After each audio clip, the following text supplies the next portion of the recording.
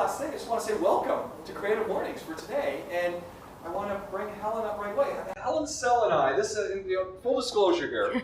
Helen and I have known each other for 17 years? At least. At least 17 years. And we met at the old Dubai Country Club. And our children were this big. And we would basically sit around the country club, drink iced tea. Ignore the kids. Ignore the kids. And talk about all of the different things that we were doing. Helen has gone through many different things in those 17 years. And I think there isn't a more fitting person to talk about this theme of restart and what it means to us in terms of how we deal with each other, how we deal with our environments, and more. So without further ado, Helen. Thank you, James.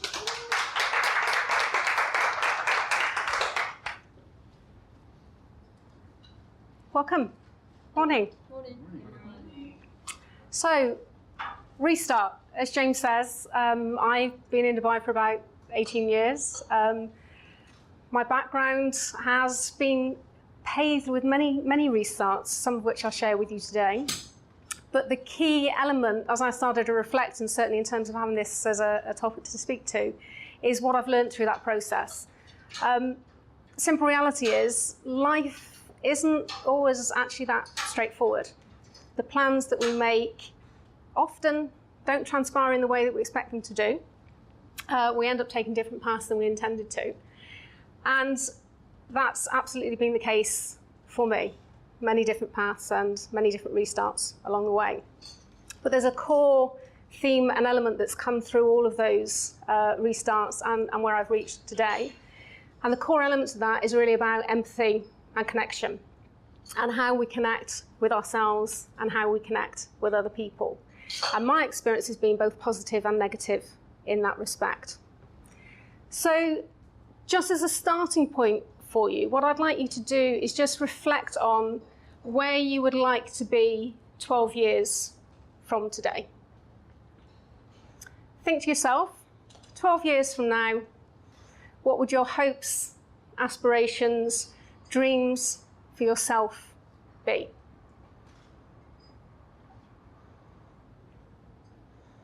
Okay, some ideas in mind? Now think back 12 years.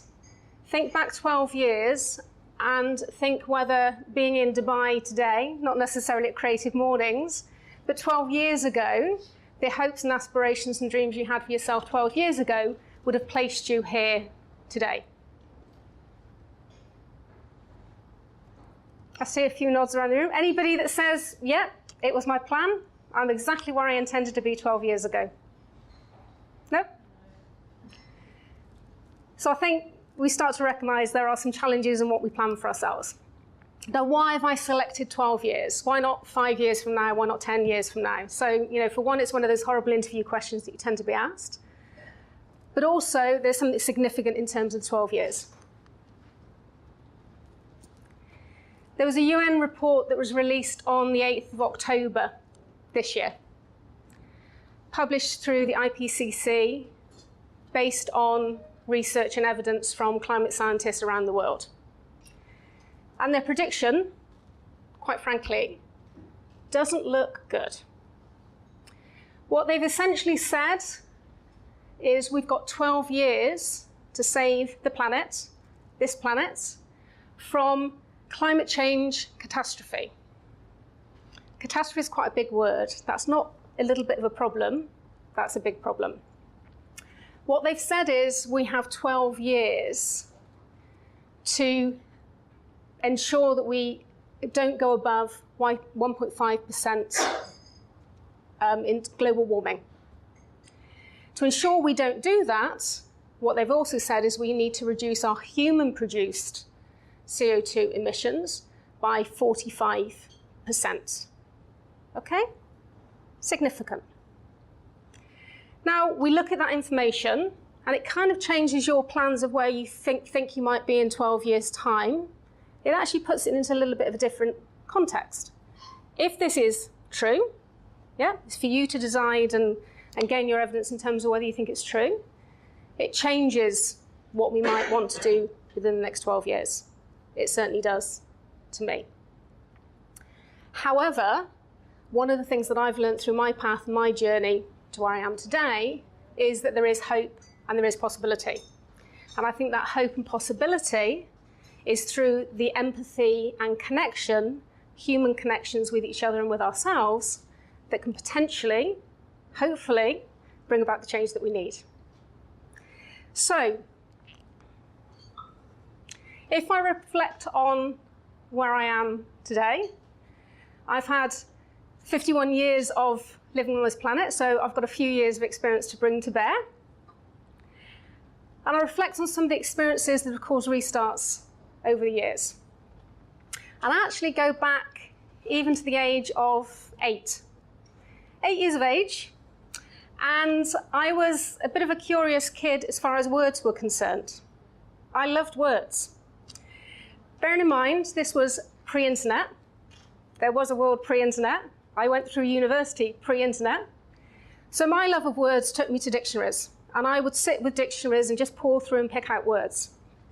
So when, at 8 years of age, in a written piece, I described a butterfly with wings that had a myriad of colours, I was accused of cheating. I was accused of using somebody else. Somebody else had told me this. I wasn't capable of doing this myself. That was the very first time. It's a memory. 8 years of age. It's said that you often don't form memories until you're about 7, 8 anyway. That stuck with me through life. And it's actually shaped a lot of the way that I respond to criticism, feedback. But it also continued.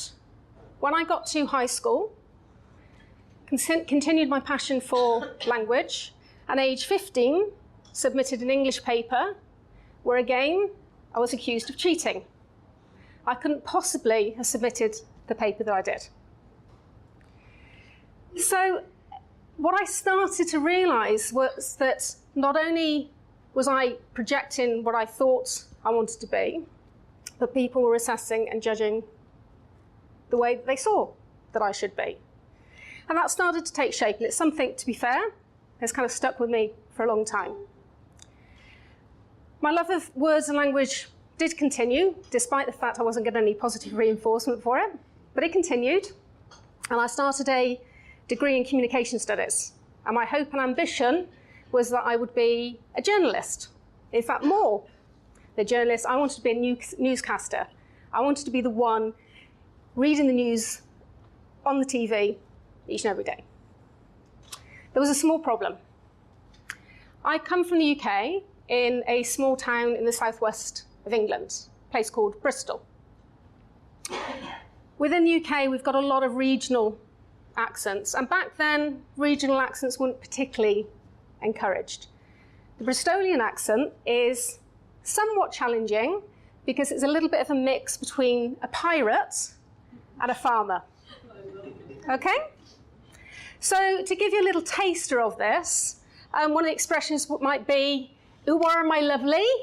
How are you doing? All right?"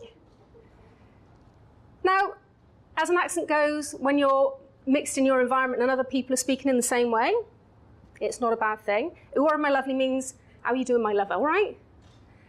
The problem is, when I moved to university 300 miles away, my accent was actually laughed at. So here was I, busily recording audio tapes to send to radio stations and TV stations with the hope of being a journalist, learning all the skills, audio recording, video presentation, etc., etc. Not a single word that I spoke was listened to because people were too busy laughing. I also had an elderly uncle whose words of advice to me were, if I wanted to get on in the world, I needed to lose the accent. So I did. I actively spent the next few months coaching myself to lose the accent and left university pretty much accent-free.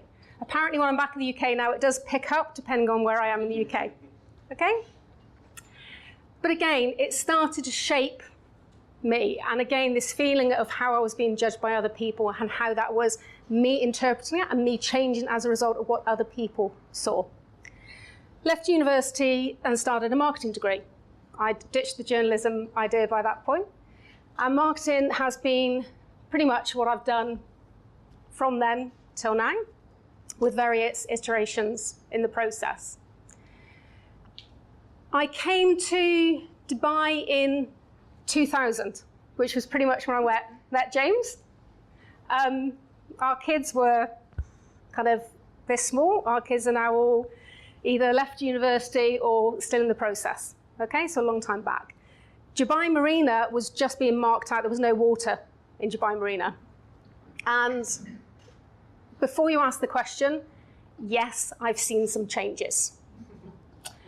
So here are my 2000s. I'd actually decided to stop work for a couple of years. Kids were 2, 4, and 6 years old. And one of the choices to come to Dubai for my restart in Dubai was to spend time with them, which I did for 2 years. Didn't work for 2 years, although the nature of the person I am means that I can't not do anything. So I was involved in various other committees, etc. And things progressed reasonably well. I actually took some alternative paths. Instead of going back into marketing, I was offered an opportunity to set up a regional training and development centre for the Foreign and Commonwealth Office from the UK. At that point, we set up 9 training centres around the world. Dubai was the first training office here, so I took a path into training and development. That example would come back and I would start to use that again in later experiences. In 2010, another reasonably significant event happened that caused a fairly significant restart in my life. Most of you would probably be affected by it, whether you're in Dubai or not, and that was the global economic crisis.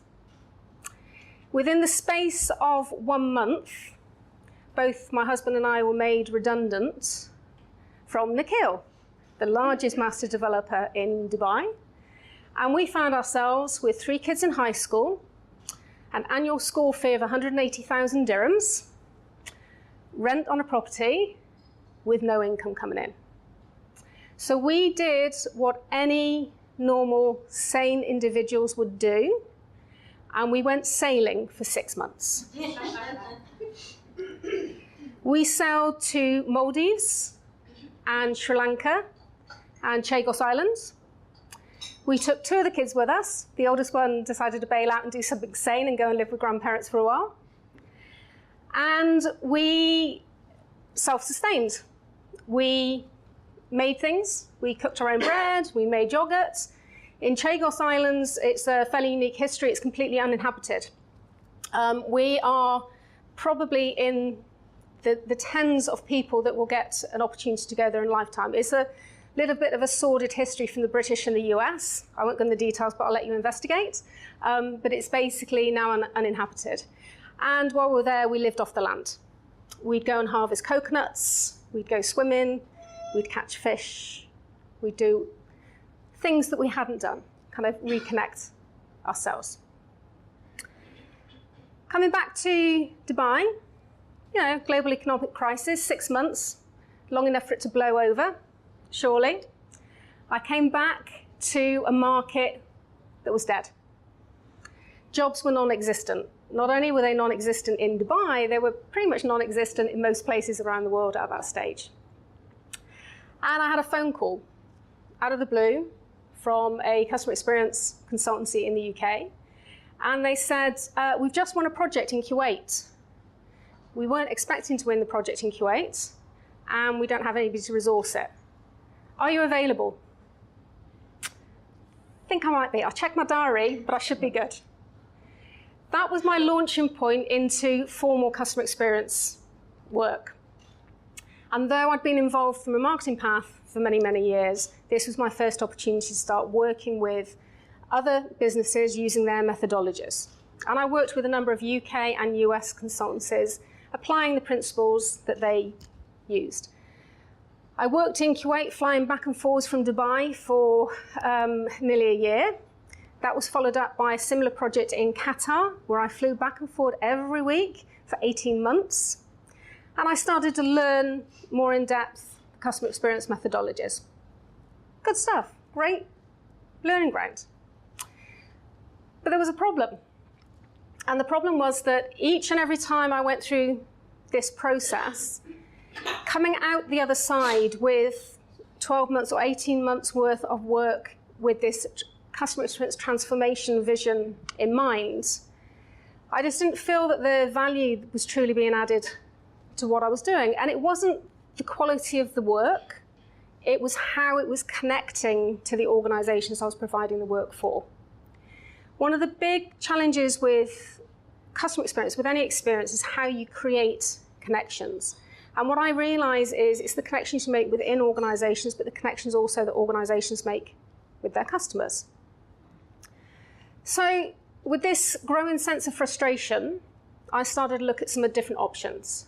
What could I do? What could I bring into my customer experience playground that I could test out and see if there was another way that I could truly add some value? I chose to attend a design thinking course in Amsterdam and attended many courses beyond that around design thinking and human-centered design. And it felt like there was something there, there was a possibility there. One of the fundamental principles of design thinking, human-centered design, exactly as it says, is human-centered. It's about understanding the people for whom you're building experiences for. And it's about seeing things from their perspective, not seeing it from your perspective or the business or organization perspective. So I started to play and experiment. I wasn't sure how it would work in this region. This was 2014. Design thinking, when we ran events back then, we'd be lucky to get 4 people in the room because nobody knew what it was. It's a completely different scene and scenario now. So I started to apply the principles of design thinking. And what I started to see was a transformation in the way that I was working with organizations, and a transformation in terms of the way that the organizations, and more importantly, the people in it, were connecting with me. Through the process and the tools that I use now, first and foremost, some of the key aspects is about co-creation and collaboration. So I actually now see myself as a facilitator. I don't label myself, and I hate the label of consultant, and I think consultant is completely misplaced. I don't believe you can consult to a business. I believe you can empower and facilitate growth within the business. And that's what I do. So what I do is teach the tools that will enable them to develop their customer experience, connecting with their customers. And some of the tools that I use, empathy mapping. So we actually sit down and say, who are the customers that we're building this experience for? And more importantly, not just who are they in general terms, but let's give them a name, let's give them a personality. Let's actually start to personalize customer into Joe or Mary or Ahmed or Mohammed. Let's understand who they are. I also use tools, customer journey mapping will then lead into service blueprints to help align the organization to deliver the experience that they intend to in the way that it should be aligned and delivered. And the design thinking part of it is, as we develop experiences, we build out through a very playful doing, not talking way, creation of ideas that are presented through prototypes that we can test and iterate and develop with customers in mind. All good stuff. That's what I do. That's still what I do. Now, start of this year, doing all this great stuff, I'd actually taken a long-term contract with one of my clients. We'd started on this journey, they liked the work, and they asked me to join them full-time. I thought this is a great opportunity for a restart. I can see my path to a couple of years left in Dubai, secure income. One of the challenges of working for yourself is that cash flow is a bit of a pain. So things had been good. However, the long-term contract of 3 years then became a long-term contract of 18 months, unexpectedly, which finished in January this year. I'd actually, somewhat foolhardily, given my business, which was previously called Customer at Heart, to somebody I knew, not particularly well, but I passed everything across, lock, stock and barrel, take the brand in. I'd even given the clients because my responsibility was to my clients, and she would apply the same principles of the work that I did. So I found myself looking again, thinking about what do I do next? Where do I go from here? And one of the things I was desperate to do was to not go back. So how do I move forward? So first thing I did was set up, again, CX Arena, which is the business name under which I operate. And I started to rebuild my client base, which is good, a lot of work, doing well. But there was something missing. I'd turned 50 in March the previous year, so it was my first year of being 50. I think I was well beyond the midlife crisis. I was beyond midlife crisis. But there was something deeper than that. There was something I was desperately, desperately trying to find, my purpose in life. And I remember endlessly going round and round and round with this desperate need to connect with what my purpose was. And I nearly drove myself insane because I couldn't work out what it was. And in the process of not being able to work out what it was, I then started to reflect on my past and started to devalue that and consider I'd failed. Everything I'd done, everything I'd built actually amounted pretty much for nothing. It was not a good time. Around that time, it just so happened I decided I need to get myself out of a bit of a rut. And actually that was the time that I started reconnecting through Creative Mornings. I came along to Creative Mornings, and I think it was the second session I came to where I met Mo and Deb Madeleine, who unfortunately is no longer in Dubai, but is still very much part of the Dubai network. And Deb ran a session called Pioneers. And in that session, she took us through the principles of applying creative thinking process on yourself. Now, creative thinking and the tools applying to creative thinking are what I do with businesses every day.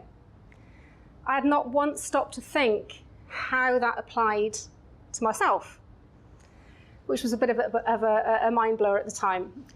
During that session, she asked us to note down a number of things that we cared about. We had a passion for and we'd like to be able to do more of in our lives. And of the various things that I wrote, the one thing that stood out was around sustainability. Sustainability has been important to me most of my life in an on and off way, kind of the recycling, the doing right thing, but not in a significant way. However, about 4 years ago, it started to become more so. A friend of mine had suggested that I watch a documentary on Netflix, Cowspiracy. And that was the starting point when I really started to understand the connection of me and what I do and the way that I live my life and the effect that it has on the planet. And I'd started to make changes to my own life. So I no longer eat meat. I live a very minimalist life. I try and avoid fast fashion. I try and avoid plastic. I'm trying to get towards zero waste as close as possible. So I'm applying all these principles. And again, there was this kind of itch that I couldn't scratch. There was something there. And in this session with Deb, it was one of the things that I highlighted. What she'd also asked us to reflect on was what was stopping us. What was stopping us from taking that thing that was important and moving it forward. And once I started to reflect on that, I realized probably the only thing that was stopping me was myself. Now, coming out of that, I spent a couple of months trying to work out, okay, I've got my thing. That's kind of where I see myself, and that's what would deliver value to me and deliver value to other people and deliver value to the planet. I still didn't know what to do with it. I'd had talks about maybe we set up a website and it tells people where sustainable products and solutions are available. Through that process and around that time, connecting with a lot of people, so the creative bunch that a number of us are members of, what I started to do, probably truly and properly for the first time in my life, was truly open myself up to opportunity that presents itself through collaboration. To connect with people, to share my ideas, and to engage with them, to start to understand how they could help me and I could help them. And I'm not quite sure why it took me so long to reach that point. Part of it is surrounding yourself with people who allow you to be yourself, but also part of it is about being honest with yourself and opening yourself up to that and being empathetic, not just to others, but actually applying self-empathy to who you are. Since that point, I went back to the UK for about a month and still had this kind of germ of an idea bubbling away. What do we do? How do we move this forward? And what I saw in the UK was actually a change in consumer behaviour, which was far more significant than it was in Dubai, UAE. And as an example, my favourite example, if I go into Starbucks or any high street coffee shop in the UK, I will be incentivized to use my reusable cup. I'll be given a discount for my coffee, etc. If I go into a Starbucks or any high street coffee shop in Dubai, I'll be surrounded by people inside the shop who are using their single-use cups. There is a massive disconnection. And that sowed an idea in terms of trying to understand why. What is it that's happening here that is different to happening elsewhere? And more importantly, what can we and what can I do about it? And out of that was born Conscious Consumer UAE. I'm collaborating with a sustainability advisory company called Sustainability Advisory. And we set up essentially the first of its kind research program in not only Dubai, not only the UAE, but in the GCC, to undertake insights studies to understand more about consumer behaviour, particularly where it relates to sustainability.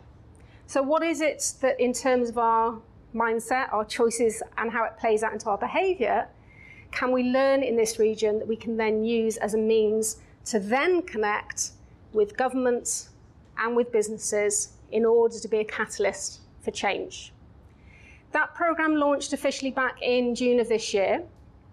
We use a variety of different research processes, one of which we're running at the moment, which are discovery cafes, which is qualitative research, which will lead into a full UAE-wide survey, online survey, which will take place in first quarter next year. And what that process has done, where I chose the approach again using human-centered design around discovery cafes. So if any of you are familiar with knowledge cafes, they're discussion-based research insight generating methodology. Again, empathy and connection, getting a conversation going as opposed to a traditional research methodology which considers participants as subjects. This approach is different. This approach is saying, how do we connect with people in a way that we can actually truly understand not only what they're thinking, but what they're doing? So we've run now 5 discovery cafes in Dubai. We have 2 more running today. So as I leave here, I'm driving straight to Ras Al Khaimah for the first in Ras Al Khaimah. Our next discovery cafes will be across the other Emirates as well. And in the meantime, we've started a conversation within governments in order, hopefully, potentially, to turn this into a movement which has their support and endorsement and will in turn help us then to engage with businesses to use that insight in order to bring about change. So the dark and gloomy slide at the beginning, yeah, there is hope, there is possibility, and I believe we all have the power within ourselves to do something that makes a difference. And the basic principles for me are to do better and to think better about ourselves. One of the analogies that comes to mind, we used to keep, at one point in time, a snake. And snakes shed their skin. And that's the way I'm starting to see us, humans. Every few months, every year, we need to shed the skin because that enables us to grow. Every now and again, when snakes shed their skin, often some of that skin is left on their eyes for a little time. They're a little bit blinkered. And that's where I was back in January. I'd shed the skin, but I was still a little bit blinkered. I just needed to wait for that skin to clear so I could see more clearly, and then use that as the hope and aspiration to move forward. To finish up, one of the things that I'm doing in terms of my personal growth and my continued restart, because there are more plans on the horizon which I will be happy to share with you for restarts and regrowth for myself as I move forward. One of them relates to my Instagram, which is fairly new, which is also as a response to support, collaboration and encouragement from the Creative Bunch people.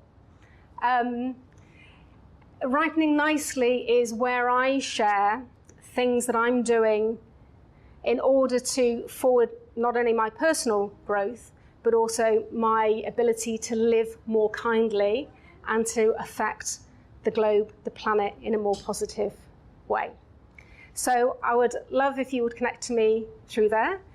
And from a business perspective, I'm still doing the customer experience work. I'm still working with empathy. I'm still developing relationships with businesses and helping them grow also. So both on a personal and professional level, that's my story of restart. Thank you.